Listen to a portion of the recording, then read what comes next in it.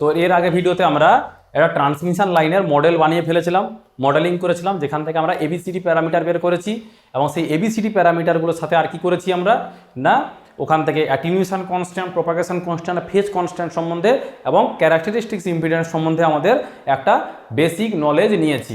এর অ্যাপ্লিকেশানগুলো এবার থেকে আমরা করব। তো এই যে লাইনগুলো রয়েছে, লাইনটার এখনও মডেল হিসেবে আমরা পাইনি, লাইনটাকে ভিজুয়ালাইজ করতে পারছি না যে জিনিসটা কোথায় আছে, কীরকমভাবে কন্ডিশনে রয়েছে। কারণ প্রথমেই শুরু করলাম কি দিয়ে, একটা আমি ডিস্ট্রিবিউটেড নেটওয়ার্ক দিয়ে, তো ছড়িয়ে রয়েছে, সেটা দিয়ে ভিজুয়ালাইজেশন করতে পারলাম না। লাস্টে কী হলো, এবিসিডি প্যারামিটার বেরিয়ে গেল। তো ফাইনালি আমাদের হ্যান্ডি হওয়ার জন্য যে কীভাবে আমরা জিনিসটাকে ইজিলি ইউজ করতে পারবো আমাদের প্রবলেমগুলো সলভ করার ক্ষেত্রে, সেটা করার জন্য আমরা লাইনগুলোকে অ্যাকচুয়াল মডেলে কনভার্ট করব। তো ট্রান্সমিশন লাইনের ক্ষেত্রে যে মডেলটা আমরা ইউজ করি সেটা হচ্ছে কি জেনারেলি পাই মডেল। কি বলা হয় ওটাকে? পাই মডেল। এটাকে বলা হয় পাই মডেল, এইভাবে পাই দিয়ে লেখা হয়, ঠিক আছে। তো পাইয়ের ক্ষেত্রে মানে কি উপরে একটা অংশ আর সাইডে দুটো অংশ। তো আমি এবার কি করব, এখানে এটাকে আমি পাই মডেল দিয়ে লিখব, পাই মডেল বের করব। তা পাই মডেল কী হবে, এই উপরের পার্ট আর দুটো পার্ট এইরকম কন্ডিশনে থাকে। তো মনে করি এখানে একটা জিনিস থাকবে একটা, আর পুরো লাইনটাকে একটা এবার লাম্পড করে নিচ্ছি, ঠিক আছে। এতক্ষণ ডিস্ট্রিবিউটেড দিয়ে পড়িয়েছি, সেই ডিস্ট্রিবিউটর থেকে প্যারামিটার পেয়ে গেছি। এবার সেই ডিস্ট্রিবিউটেড প্যারামিটারগুলো দিয়ে একটা লাম্পড আমার রিপ্রেজেন্টেশন বানাবো, কারণ ডাইরেক্ট ডিস্ট্রিবিউটেড দিয়ে আমরা কোনো প্রবলেম সলভ করতে পারবো না। বোঝা গেছে কি বলছি? ইজি করার জন্য আমরা লাম্পড বানালাম। তো এটাকে দেখতে পাইর মতো লাগছে, এই যে উপরের অংশটা আর নিচে দুটো অংশ। তো এই ধরনের মডেলকে আমরা পাই মডেল বলি। এছাড়াও রয়েছে টি মডেল, এগুলো আমরা এতেও পড়েছি, কি বলে আমাদের টু পোর্ট নেটওয়ার্কের ক্ষেত্রেও পড়েছি। তো এখানে ধরে নিচ্ছি এটা কি আছে, উপরেরটাকে বলবো জেড এসই বা সিরিজ ইম্পিডেন্স, আর এটাকে ধরবো YSH1, আর এটাকে ধরবো YSH2, ঠিক আছে। বা এটাকে যদি আমি 1 ধরি, এটাকে ধরবো 2, কারণ টু পোর্ট নেটওয়ার্কের ক্ষেত্রে এদিকেরটাকে 1 ধরি আমরা, ওকে। আর এটাকে কি বলছি আমি, এটা হচ্ছে রিসিভিং এন্ড, এটাকে বলবো সেন্ডিং এন্ড। তাহলে এখানে যে কারেন্টটা যাবে সেটা হচ্ছে কত, IS সেন্ডিং এন্ড। এখানে যে কারেন্টটা বেরোচ্ছে ওটা হচ্ছে রিসিভিং এন্ড বা IR, ঠিক আছে। আর এখানকার ভোল্টেজ হবে কত, VR, আর এখানকার ভোল্টেজ হবে কত, VS সেন্ডিং এন্ড ভোল্টেজ। তো এখান থেকে আমার কি করতে হবে, ভোল্টেজ কারেন্ট নিয়ে তো কোনো সমস্যা নেই। সমস্যাটা হচ্ছে আমাকে তাহলে আমাদের এই YSH1, YSH2 আর ZSE বের করে দিলে আমার কি হবে, আমার একটা এক্সাক্ট মডেল পেয়ে যাব, যেটা দিয়ে আমি আমার অ্যাপ্লিকেশানে আমি ইউজ করতে পারবো। বোঝা গেছে? তো এটা বের করতে গেলে আমাদের যেটা আগে জানি, যেগুলো আগে ভিডিও থেকে আমরা শিখে এসেছি সেগুলো একটু লিখে নেব। সেটা হচ্ছে কি, আমার ABCD প্যারামিটার ছিল, সেটা কি ছিল, এভাবে ব্র্যাকেটের মধ্যে শুধু ম্যাট্রিক্সের মধ্যে লিখে দিচ্ছি, এটা A, এখানে B, এটা C, এটা D। সেটা কি ছিল, cos H gamma L ZC sin H gamma L 1/ZC sin H gamma L আর cos H গামা L।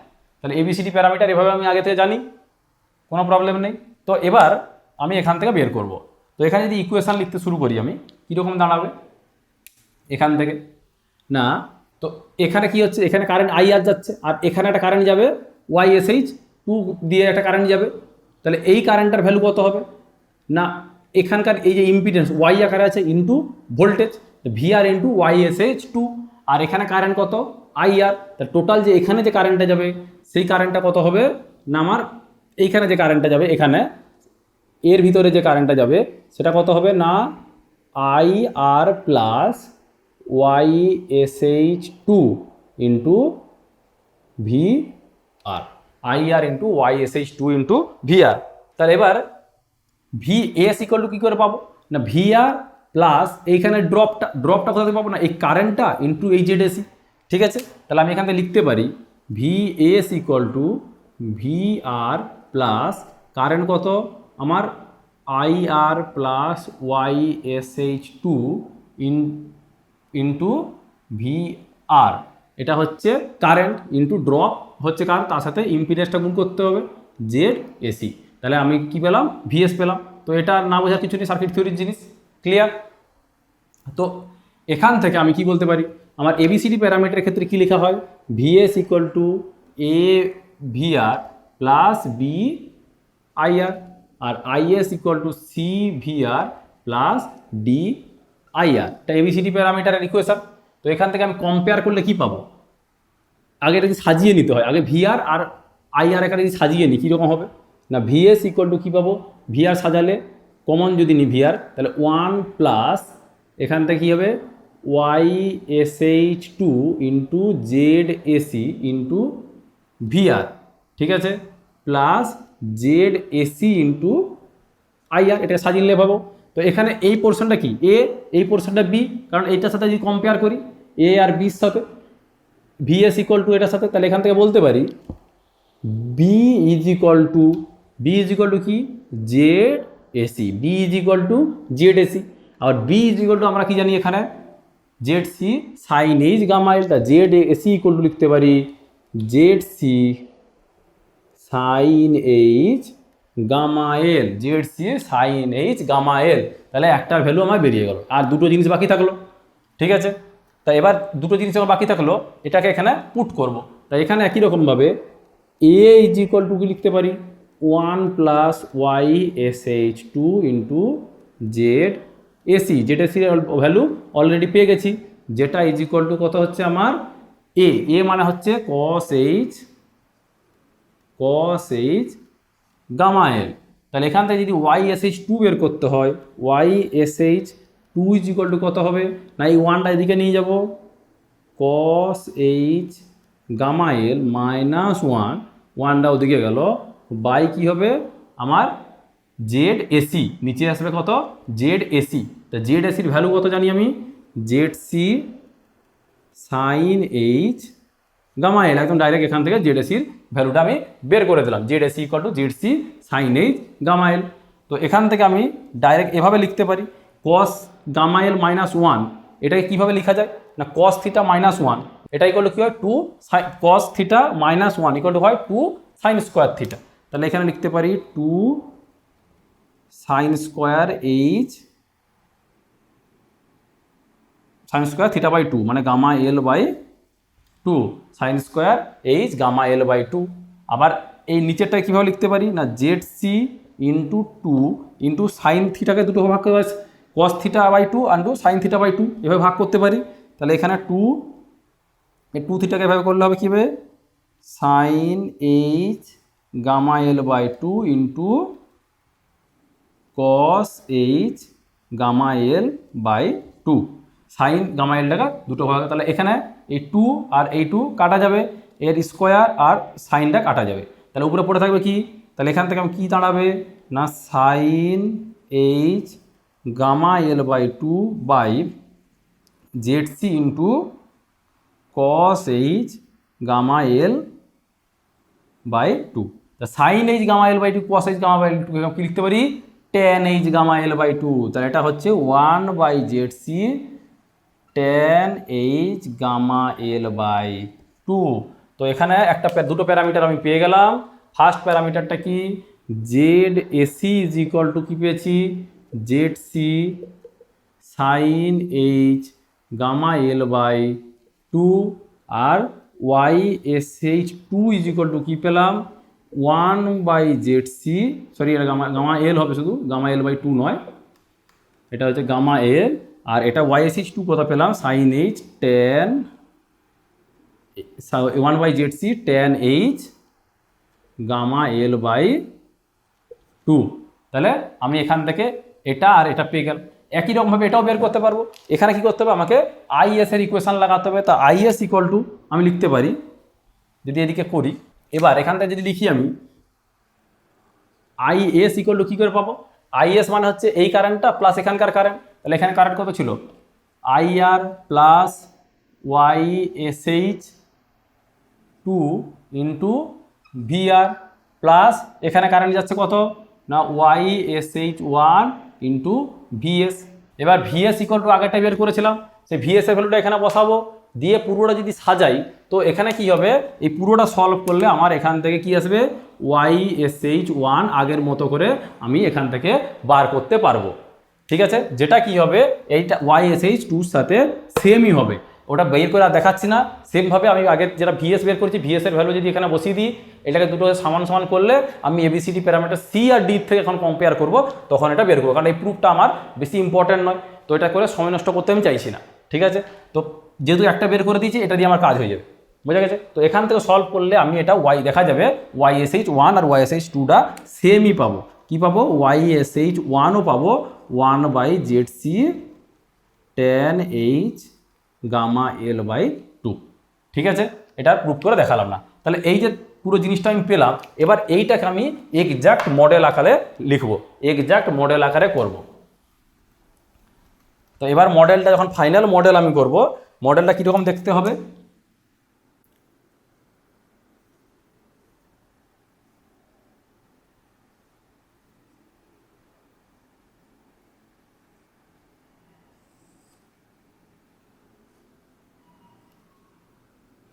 উপরেটা কত হবে না, ZC sin H gamma L, sin H gamma L, এটা কত হবে 1/ZC tan H gamma L/2। আর এটা কত হবে? এটাও হবে 1/ZC tan H gamma L/2। ঠিক আছে, আর এখানে কত যাবে কারেন্ট? IR, আর এখানে ভোল্টেজ কত হবে? VR। এখানে কারেন্ট হচ্ছে IS, আর এখানে যে সেন্ডিং ইন্ডে যে ভোল্টেজটা দিয়েছি সেটা হচ্ছে VS, আর এখানকার ভোল্টেজ যেটা পাবো সেটা হচ্ছে VR। বোঝা গেছে? তো এটা হচ্ছে আমার একটা লং ট্রান্সমিশন লাইনের মডেল, একটা লং ট্রান্সমিশন লাইনের মডেল। এটা কি হচ্ছে? লং ট্রান্সমিশন লাইনের মডেল হয়ে গেল, বা যেটা আমরা সব জায়গায় অ্যাপ্লাই করতে পারবো। কিন্তু এর পর ছাড়াও মিডিয়াম এবং শর্ট ট্রান্সমিশন লাইন থাকে, সেগুলোতে আমার আরও সিম্পলিফাইড মডেল আমরা ইউজ করি। সেটা কিভাবে করি সেটা এবার আমরা দেখব। তো এখানে আমি এটাকে লং কেন বললাম, বা লং কোনটাকে বলবো? কারণ ট্রান্সমিশন লাইন কী দিয়ে রিপ্রেজেন্ট হয়? লেন্থটা কিলোমিটার দিয়ে রিপ্রেজেন্ট হয়। কোন কিলোমিটারটাকে লং বলবো, কোনটাকে শর্ট বলবো, কোনটাকে মিডিয়াম বলবো, এবার সেটাকে অ্যানালাইসিস করব, তারপরে ওগুলোর আমরা ডেফিনেশনে যাব। তো আমাদের যে সাপ্লাই ফ্রিকোয়েন্সি সেটা কি হয়? 50 হার্জ। আর সাপ্লাই যে ওয়েভটা ফ্লো হয়, ইলেকট্রিসিটি কোন স্পিডে ফ্লো হয়, এগুলো একদম সার্কিট থিওরি প্রথমের দিকে একদম খুব ডিসকাস করা হয়েছে। সেটা হচ্ছে ভেলোসিটি V = কি হয়? প্রায় লাইটের স্পিডের সমান হয়। সেটা হচ্ছে কি 3 × 10⁸ মিটার/সেকেন্ড। ঠিক আছে, এবার আমি যদি এখানে এরকম একটা সাইন ওয়েভ নিই, তো এর টাইম পিরিয়ডটা কত? এখান থেকে এই টাইম পিরিয়ড, এটাকে বলে টাইম পিরিয়ড বলি, কতটা সময় লাগছে যেতে। ঠিক আছে, কতটা সময় লাগছে এটা যেতে, সেই টাইম পিরিয়ড = কত হবে? 1/f, মানে 1/50 এত সেকেন্ড। আর এই যে ডিস্টেন্সটা কভার করছে একবারে, এটাকে আমরা কী দিয়ে ডিফাইন করি? ল্যামডা দিয়ে ডিফাইন করি, বা ওয়েভ লেন্থ। তাহলে একটা ওয়েভ লেন্থ বা ল্যামডা কত হবে না, আমার ভেলোসিটি বাই ফ্রিকোয়েন্সি, কারণ টাইম পিরিয়ড দিয়ে গুণ করলে এটা আমরা পাবো। এগুলো আমরা সার্কিট থিওরিতে আরও ডিটেলসে দেখেছি, মানে অনেক সময় ডিসকাশন করেছি এটা। তাহলে ভেলোসিটি কত আছে? 3 × 10⁸, কারণ এগুলো ভেলোসিটি কেন এটা বা এটা হচ্ছে, এগুলো যদি বুঝতে হয় আমি সবাইকে বলবো একবার আমার এসি ফান্ডামেন্টালের ভিডিওটা দেখে নেওয়ার জন্য। বাই ফ্রিকোয়েন্সি কত হবে? 50 হার্জ, যেটার ভ্যালু কত হবে? এটা 6000 কিলোমিটার, 6000 কিলোমিটার। তাহলে কি বুঝলাম? একটা এই যদি একটা এসি হয়, এটা যদি একটা এসি ওয়েভ ফর্ম হয়,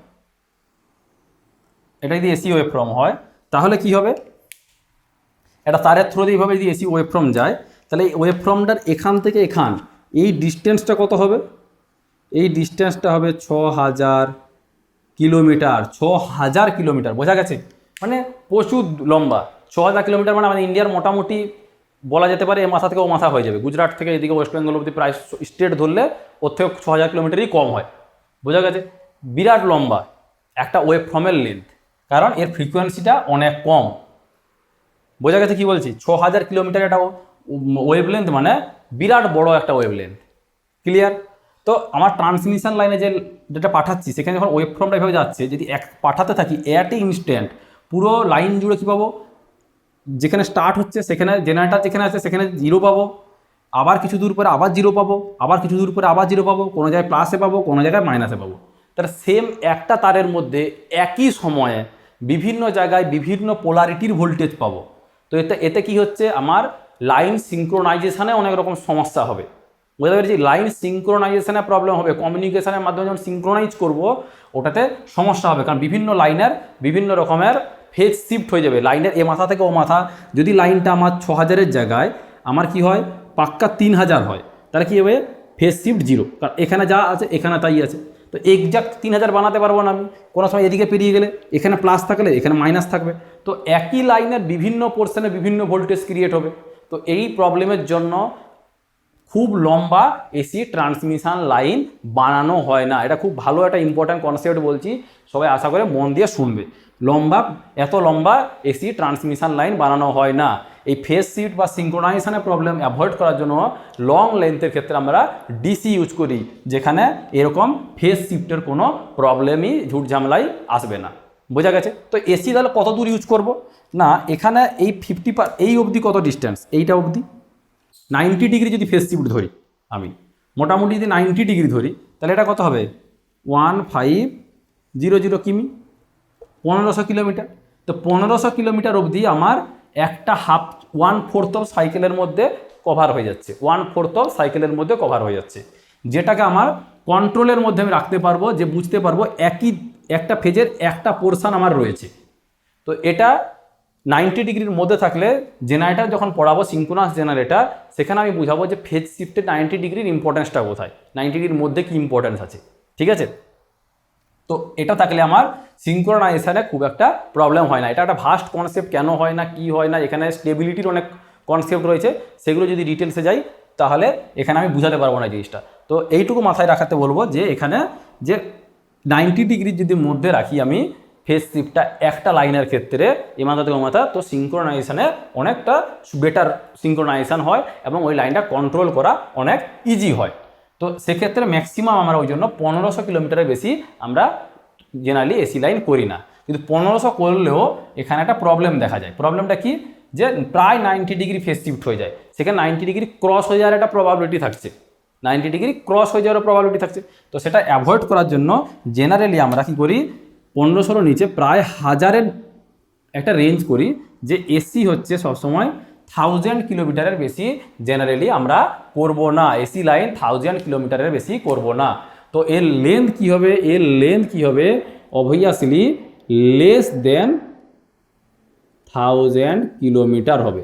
তাহলে লং লেন্থের ক্ষেত্রে কি হবে, লং ট্রান্সমিশন লাইন কি হবে আমার 1000 কিলোমিটারের থেকে কম থাকবে।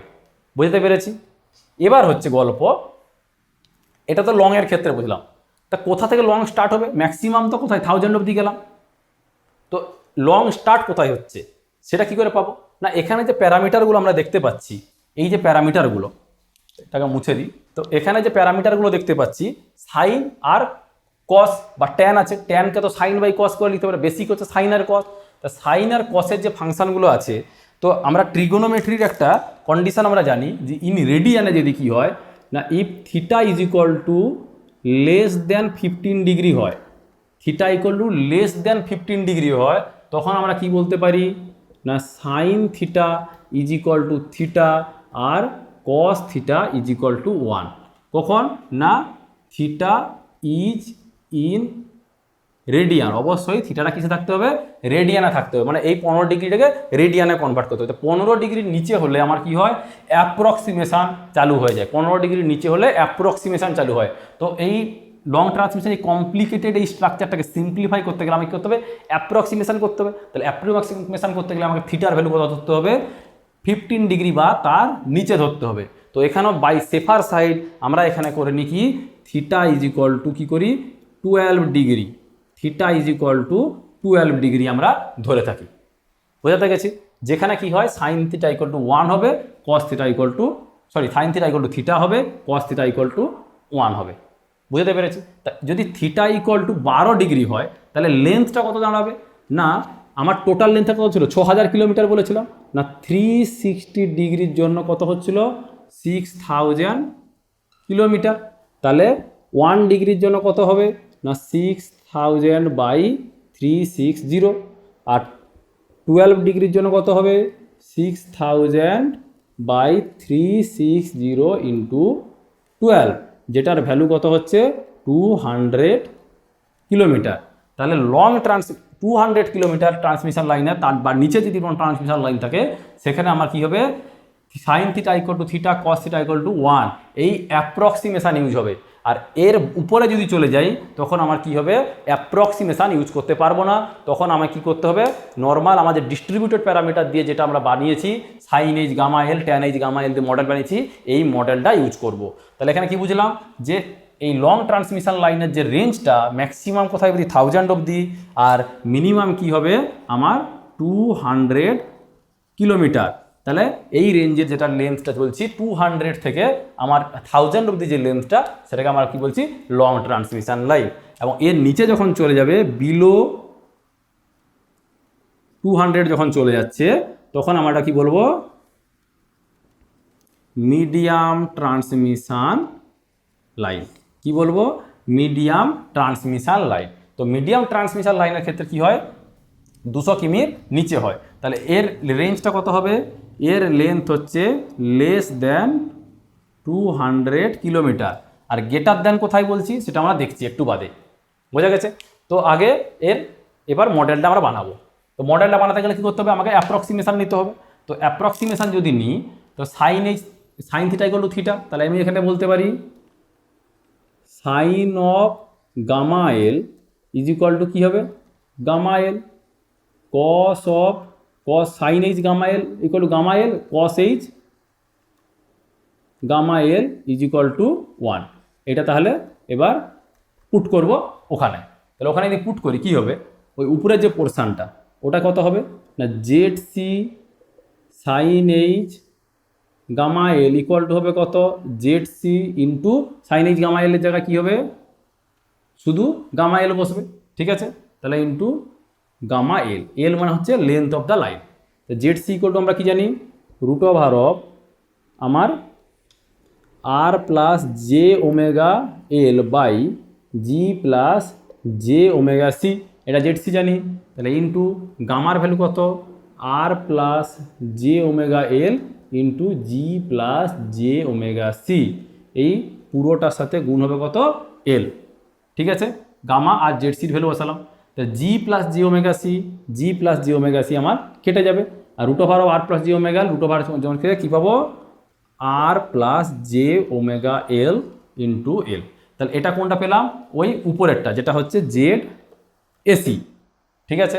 একই রকম এই পোর্শনটাকে বার করব, এই পোর্শনটা হচ্ছে 1/ZC ট্যান এইচ গামা এলকে লিখতে পারি 1/ZC sine H gamma L by 2 ছিল by cos H gamma L by 2। তাহলে এখান থেকে আমি কি লিখতে পারি 1/ZC সাইন এইচ গামা এলটা কী হয়ে যাবে খালি গামা এল বাই 2 হবে, আর কসটা হবে 1, কসটা হবে কত 1, এটার জায়গায় 1 বসবে, এটার জায়গায় শুধু ওর গামা এল বাই 2 বসবে। তাহলে এখান থেকে আমি কি দাঁড়াবে আমার ZC ইকুয়াল টু কত হচ্ছে 1/ZC, মানে 1/ZCকে আমি কি লিখতে পারি one by root over of R plus J omega L by G plus J omega C into গামার ভ্যালু কত root over of R plus J omega L into G plus J omega C, G plus J omega C. তাহলে এখানে এটা উপরে উঠবে, তাহলে R plus J omega L R plus J omega L হবে কেটে যাবে, আর এখানে এল বাই 2টা গুণ হয়েছিল। তাহলে এখান থেকে আমার ফাইনালি কি দাঁড়াবে যে Y S H 1 equal to Y S H 2, এটা ওয়াই এস এইচ 1 এটা ওয়াই এস এইচ 2, ঠিক আছে, ইজ ইকুয়াল টু কত হবে না G plus J omega C into L by 2, ঠিক আছে। তো আমরা কি পেলাম এখানে এই উপরেরটা এই দুটো সাইডের ভ্যালু পেয়ে গেলাম। তো এবার মিডিয়াম ট্রান্সমিশন লাইনের মডেলটা কীরকম দেখতে হবে,